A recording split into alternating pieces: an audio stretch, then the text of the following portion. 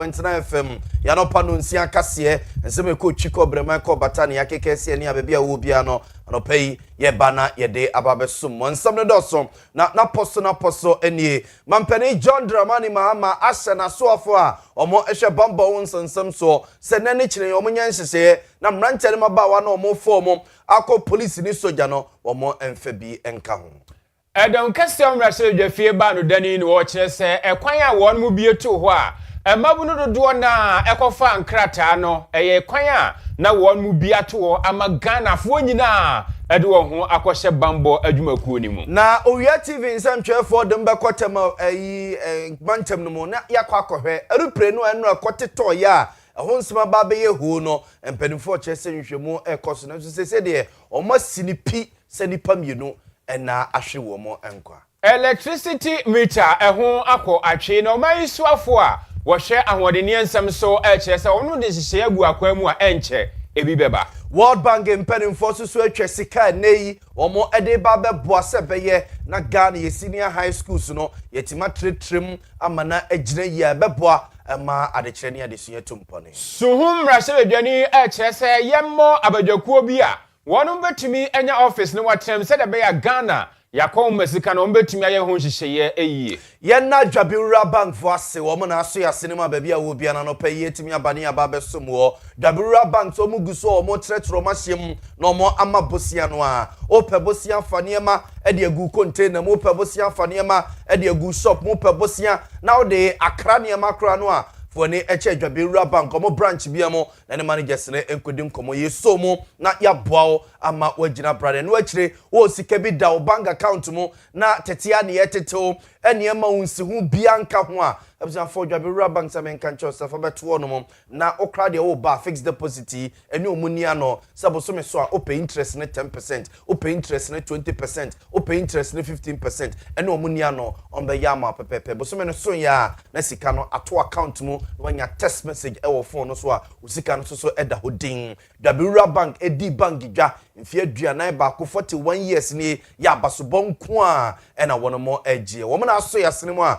anope ba bia wo bia na yetimi aba na ya ba besom wo mede ne nsesan na ya bo amale bia boga no pe mene Nana Kwame Achimano Pambo. Abzafo yenye pray na fe nsam no yenko ne yenko tutu na srani abasam fuma mo yede mo hyase e de Afriman pani John Dramani Mahama gonja de chekonkro wote jatangma so prosoro we na tena yede man pani ahye na soafo a omo ehwe pambo ho nsensem so omo nya hyehyeye na emrante ne maba wa wo mo chi onum e de omo awura posi adwuma ne mo e de omo awura prison service adwuma ne mo fire service and immigration service no wono mo anya hyehyeye no mo mfa bi enka ho sense omo ebefa dada no ana omo efa no enra ena putuprumo beto dwa se mampani John Dramani Mahama afre na soafo a omo ehwe bambo ho nsensem so ene wono mo eye enhyiemu o Jubilee House abonten so na enhyiemu no kwa wieye no ena krata epie dwa ebeto dwa se mampani ahya soafo no nyina se omo enye ntotoye na emrante ne mabawa wo mo chi omo do omo wura posi ene bambo adwuma no no omo emfa bi enka ho na nka nhyiemu no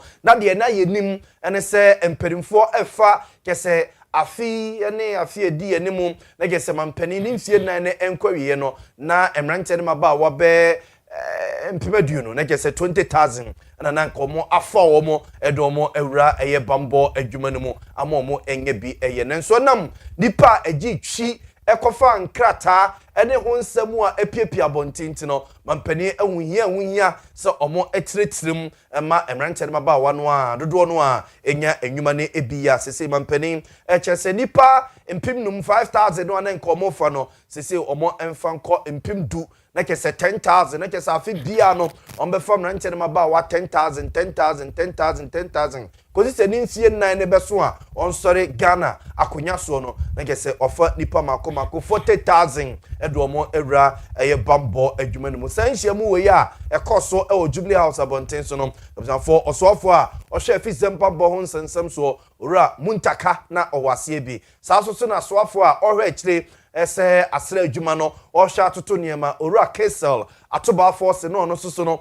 ewo asie bi saaso so na chief of staff ene mampani ne twetwefo pani Dr. Callistus Mahama no munyina ene opani a wotu mampani fo efa bambo ho nsensem che National Security Coordinator no munyina e wo sanhye mu yase bisa so ena IGP Ora Christian Tete Yehuno na ono soso ewo nhyiamu we yase bi Director General of Ghana Prison Service so ma me Patience Bafu Boni na ono soso ewo sanhyiamu yase Director General ono soso ehwe Ghana National Fire Service so na owase na pedi kwanchefo a oda Ghana Immigration Service ano no munyina ewase a empedinfo every meet na se no na geso omokwa akoye nhyehyɛ na nipa 5,000 na omo efa no wono mo afebia ka ho ama no ababe 10,000 a mampani kyerese afebia na kyerese onsori akonya so no afebia no ombefa 10,000 santu onsori no na kyerese nipa 40,000 na omafo mo edomo ewrabambo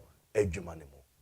Owura Mahama ayarega wono ene da edom kase no ano ewo my Ghana mrashire dwafie na waba be kyerkyere mu a wo se aban no die nti a wo bie ekwan eto wono wonimu sema buna nka wo fa wonom akowura omai bambo enimeko ahodo mu no wo hia empemu no mu die nanso nipa be sempemu hanum ane akyire ana wonom kofa enkrata no kyerɛ se aban no ye obi a wabie kwan ade ato ama Ghana ni ba bia se de be ya obetumi de ne ho akwahye bambo adwumakuo no emo wose ebre bia besene ko na akoye se yesi kwan na nipa kakra bi wonom akofa enkrata nanso aban a wabai ompese oban ne se opese obokwan to ema obi a se de be ya obetumi akofa okrata na wonso watumi akowura bambo adwumakuo no emo na edom kese omrahye dwafie kandifuo yi ede sanse mitudwa wa bra edom kuma omrahye dwafie ede kwadu ebo aban ne se sika waji edi free sa mabunu nsem a wantumi anfa wonum anko wura bambo adwumakuo ni mu no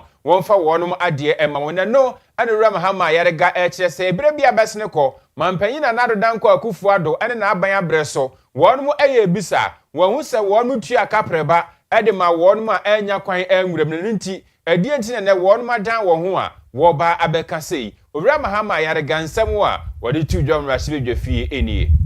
Speaker, I've heard my friends on the minority side mention at press conferences that the Interior Minister should refund. Mr. Speaker, they did the same thing, advertised, people paid, and they never refunded one Ghana cedis to anyone. I have Hansard of this house recording proceedings here when Ambrose Derry was also hauled before this house and asked the same question about refunding to the young people. He did not. He reserved the money. At that time, about 35 million Ghana cedis. It is there. It's in the Hansard. So you cannot be discussing refund now. Let's discuss how we can fix the economy so that jobs can be created for all these young people. Abusiani party se wakasa yi ayamrashire dwafie kandifo ewodom kase no afam Owura Mahama ayarega nananu si ye no ena wokọ adankuma ne famu osahene Alexander Afenyoma wono eneda wono ano kyesese ne wusi ka wonsem yi a wakofa NPP amanyukuo ni na aban ade abehye yi se na abreso wantue sika na enu nti na Ghanafo eyi wono musi nchen na moka kire Ghanafo se modern reset ena eba enu nti se reset na se mo ntumi reset dia na ne abandada no abreso de oyeye na abi na mo beye dia ena na mfaso beye ena wo se Ghanafo ekoto aba edimamo. System does not offer certainty. It must obviously be reviewed. When a system does not offer clarity, it must certainly be reviewed. But if we would always go back and say, oh, yesterday something happened, it was not good, so we shouldn't talk about it. Mr. Speaker, then what is the essence of a reset? Your slogan is reset, and I'm saying that you are now asking 200,000 people to go and pay 1,600 Ghana cedi each, when in fact you have only vacancy for 5,000. It means 195,000 people, Mr. Speaker, are going to pay 1,600. Multiply that. Nipa odi sanse metu dwa eye donkum amrahye dwa fie kandifo wasanso ye futum pesua so mrahye dwani Alexander Afenyo Marken obzanfo ye nto aso na ye mfamo nkonsem fufuro na enra wia se yetie fo pa otwedi amponyankrompom base yadomo a wahata mronkom achi ototurubo nso tonso ba wi obotantimo a ode jafa dum ne mronkom gire mata teshira mo ebeka ahyem nso a emra na yede munti adwumadie ebramo no ene yede tu mo ne mputuprumu se eruprebi yese erupre ketwe bi tiku eye helicopter ni bi akwakwoti ato wotem abonten so a enyame amfa kwam yese erupre driver for the friend pilot wa no mo ete erupre num no wo mo ahyedwere be ya chese wo mo ena nkasakura na edene se obekire sa somesi na bia ho ya na se obenten ena bia ho nyankopon ena fa kwa mu se suku no a ekoteto mu no akwala bia na se ocheche ni bia ne ho anka e wo honum na amsoma Ghana National Fire Service impedimfo ede atugya se NCC mu esefata ekoso chebeye no mo be ho de kokoba ya enam so ma sa to renchem wi eto omanye esa opanimpa a wona ehwani amanse din komo madumja adwumaku no eye owura DO2 Desmond Aka wono anene nsantwefo din komo a wo cheche nsemu se yo you dey antia sempa Ghana bo 249 pm and I nya ntie se helicopter akwa shiase ewo community 18 community 1 tema community 1 the aya wo fe ho site 18 eye wo mo fe ho CMA daycare preschool ho na sa helicopter echo shiase na bre echo shiase no because of the impact in it no ema eja eto sa helicopter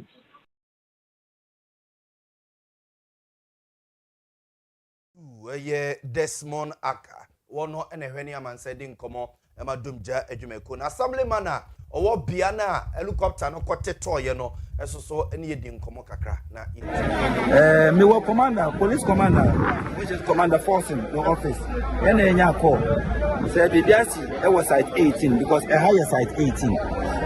nti ye wo hanse na call no ba say ye shitai nti ho no ye nti ase ene se ende me ye ntu anamone embre na emehwe ena me frɛ me colleague Gospel ena me ne nyina ye bae no be hu se di omo kan nyina is different thing altogether eye helicopter na say den po ne ebeto ha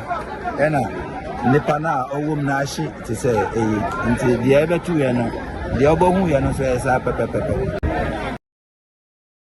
for we assemblyman na owo bia na helicopter no koteto ye no ena na ocheche nsemo de kire ye ne se ehase ne de no mo fi so bi ena ehyetai ewo empotemo no ne mo bopini no no ena mo se ye rupre na mwiem ena atia betofo mu a nipa wo mu nyina hye dwere ba wo mo adan bidie no Ghana National Fire Service ne bambo mpenimfo ede wo ho agimu a mfifimu esefata wo no mo eye yesoso ye hyemo bosa semi ye ne edi echi de bi frato bia no ye mfa enkame Omen swafa wo hwa wode ni ensem so ayura John Jinapo wode ato edwase Ghana fo enya abotoyemu na enche kra electricity meters a eho akọ atwe ne wonum behwe na watumi adibi aba na Ghana fo a epebi adi wonum dwuma no wonsa atumi aka bi asemi ho akọhie sense na nsem Ghana fo binom ebosi jetri se wokosa okope meter ni bia anya de se wonsa eka no ena namrahye bedwani a ojina ma adehye wo yapegusagu ade ensemitudwa ewo emrahye bedwafie ene wo kyese wabra wonmo eba abanmu no na empanyimfo a wonmo ewo yisigi honmo no omodi kan ayebi hu adwuma dada na emom sika na wode akohyem ne contract ho nsensem enti no na wonmo tokoso eya enya de se ebeye ntim pensempensemu ena na wose wonmo ye ena afesu kra sika afibia na se bosumi bia wotwa edekoma ECG nene wonum adibi aka ho a wo hwe anu kwan se enche kra meters ne bi beba beduru na Ghana fo epebi no wonsa atumi aka. Yeah. Mr. Speaker, when we assumed office, particularly for 2024, even though the ECG board approved about 3 billion for the award of contracts, more than 9 billion was awarded for contracts, including the supply of meters. And previously, there have been similar awards. So it led to a choke, particularly when I insisted that we should implement the cash waterfall to its letter. It means that the revenue ECG was receiving as a portion of its cash waterfall allocation was not enough. This answer me too, ja. Ayo man swafo a wono na hwe angodenie ensem so wura John Ginapo. Yemfamo enko IMF for atena ye na opening power na hwe physical affairs department a ewo IMF atena ye na obo Ghana ban ne Ghana mpanimfo abaso ye pa se bebi o man ne ye de ani kire ne bebi ye keka konde obeka ne se eya ne sa ne mum yemfa ahode ne binka ho se be ne sikasem betototo ye na timi aboa ama mpontudwuma aban ne peso ye no watima aye ne yina sense da bia no eya na aban na na se o man ne ni kokote kosikoko so se obepese mpo na nka prede abere onum de achechire o man no opani de sansem tu dwabra na gesemra se be gefiem budget committee e wo mra se be gefiem no ono ahia omo edidi nkomo de afọ mai sikasem ho ene eniema aban na dwene ho so opese wo ye ho ba bi o mefa sika de afri na obo aban na baso se wa ye bi na nso so de bi ka ho a ebebo me enya sika dodo no a de aboman ne ho bra ama mpuntudwuma pi aban ne pese wo ye no watima ye wa bra won ko brobosie bia emfa emfri ba bi o the request from the Minister of Finance. This is an exercise that the Fiscal Affairs Department conducts in countries for assessing their levels of fiscal transparency. And the assessment is conducted based on a standardized fiscal transparency code and fiscal transparency handbook that were launched back in 2018. The idea is to identify the gaps, the advanced practices, and with that being able to set up a roadmap. Your Physical Affairs Department wo IMF wano na yetene kan we yemra na je so ne budget committee wo mra se be gefie mi ahia no mo edidi di nkoma for mai sikasem ho na odisa nsem yetudwa eno akire osoafo hwe omayi yenwomasua ho nsensem so owura Haruna Idrisu so no eno ne nsemtwefo adi nkomo no nyina sikasem ya na otia nsemtwefo na so se World Bank mpanimfo wiase nyina esika krabia batan etwesika be $300 million bia omo ediba besoso my Ghana sinemo nyina eye aban ne bote ye sinani so se ye peja ye secondary school education mu na ye trem na ye bemu ye nya kade a ebebo ama de kire ne ade so tumpone ewe ye ntwa so school so awodo ne nyina mu na World Bank mpanimfo de seska we eba no de ababeso ye sinemo ura Haruna Idris implementation of our new flagship, which is the secondary education transformation for results, for jobs, which is very significant for us. I'm told that the World Bank generously will support the government of Ghana with about $300 million to improve our secondary education transformation for so afọ share yengomasua ho nsensem so ura Haruna Idrisu ne yetene nke we yemra na managing director and chief knowledge officer or World Bank Group akọ na oni na kwakosia no mo edidi nkomo afa o mayengomasua ho nsensem ho na ebetu dwase be $300 million bi na mkwamu a eba ebepeja omayi yengomasua ho nsensem Frank Kaseɛ do be queen mrasebe dwene ogina ma de hye wosuhum se okom mrasebe dwafia budget committee ni woka ho ebi wade nsusuye ama empanyimfo se ebe yanka wonum nte office bia eba Ghana komasika na wonum betumi atenase na wonum abobo ho wo honum na afei wasanso asinkonwa wo kiremu a committee a umrasebe dwafie na koyese amanwofo okro ya na wonum tena budget ne ho na wonum abobo nemu se mote sa office na ebeba ne se enkoba ne se amanyokuo anasa wonum umrasebe dwafie ne nkwa ne bekọ akwatenemu a obeye ho adwuma na emom no ebeba ne se won ma firi miamia hodo won animu de efasikasem ho no won besi nkonya wo sa office na atumi aboa ama o man akọ masika adwuma a ewo se edidi no ayesa pepepe ensem a owura Frank Kaseɛ do be queen editu dwen budget office to assist parliamentarians in comprehensive budget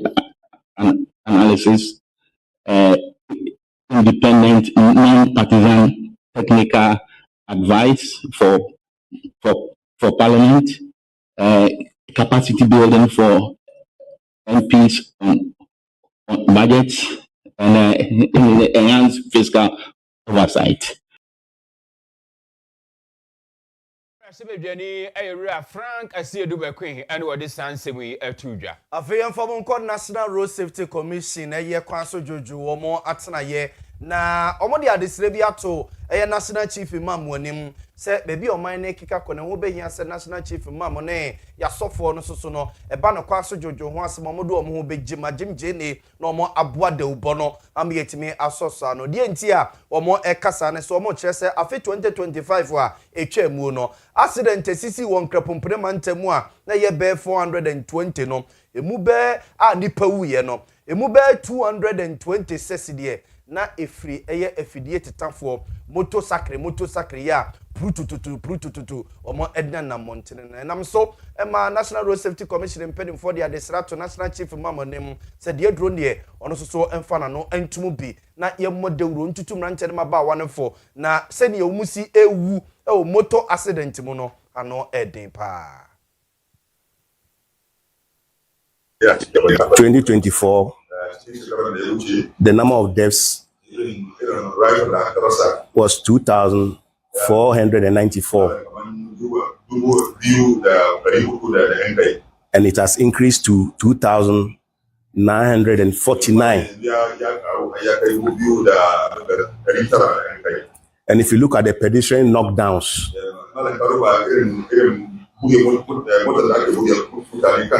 that has also increased from 2,300 to 2,400. And one interesting thing that is trending is the motorcycle deaths. Out of the 420 deaths that happen in Greater Accra alone, about 226 happen in Greater Accra. We National Road Safety Commission impeding for yete woman can we emra na just omo akọ National Chief Imam na so enana omo enene di nkomo nti omo sre se enche bia ye nuano musumifo omo eba bedi omo sale won be srada se sabre no omo enya hwe ye ni je na aba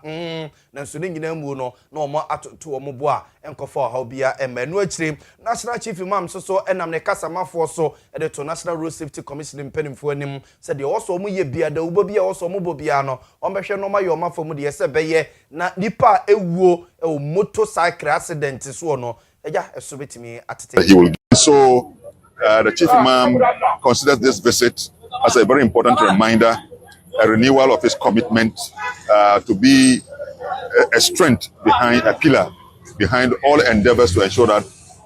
ensure safety of our roads. And like he's been given the assurance that on the day of our celebration, it will be one of the key announcements or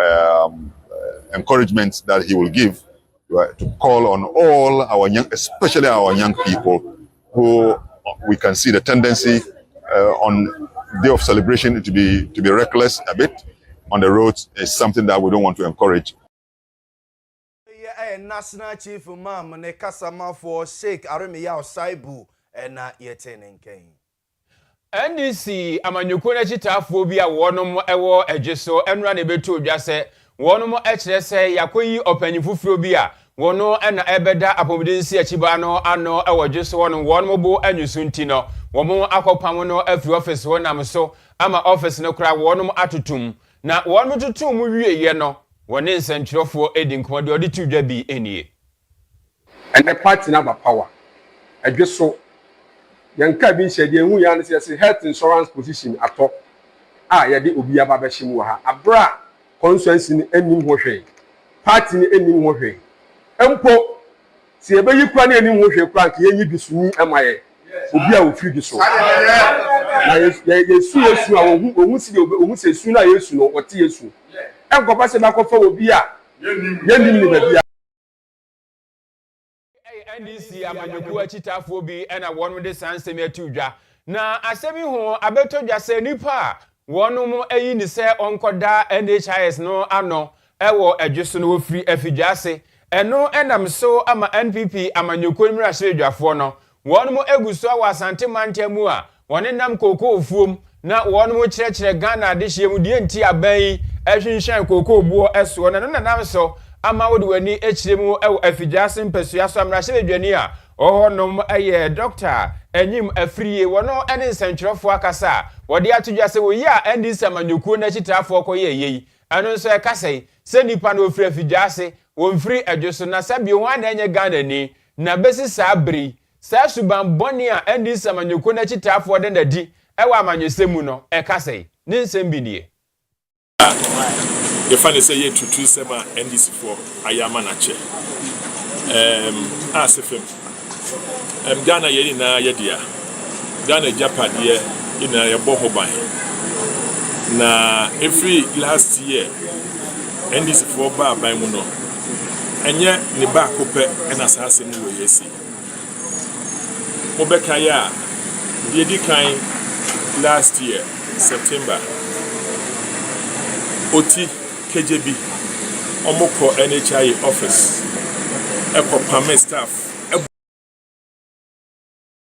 it is what is answer me to ja afidwase asokore mpasua so mra hyeredwani Dr. Enyim Afriye Abzan for ye de Kaseɛ na siase ye sori amoma hene ye odubo achi asaso atenase bio de adechi adwumadi ato amoso ewo Owia television so na ye precise 105.9 FM so ye na dwabewura bank fo ase omugusu a bia omapono ato no mamu bibia omosese mpo upedwetire na de asa abrabonase a boru omo branches ahodo num ene managers ne nkodi nkomo mbeso mu aboa ama asosoro nya kakra de ato ho e de adada ho a de obedie nko ade emmowo ene weche susu no agya shares no omugusu a wo mo etone bangrafo no wo sika bi da ba bi enye hwe no nse de account mu a fakoto shares e Dwabewura bank na ososo ye ka bangrafo a be ka ho bi afeso na bank ni adwuma nyina wie na omu bu nkonta emfaso a wodi kofie no empimanim na yese wode sen so tia se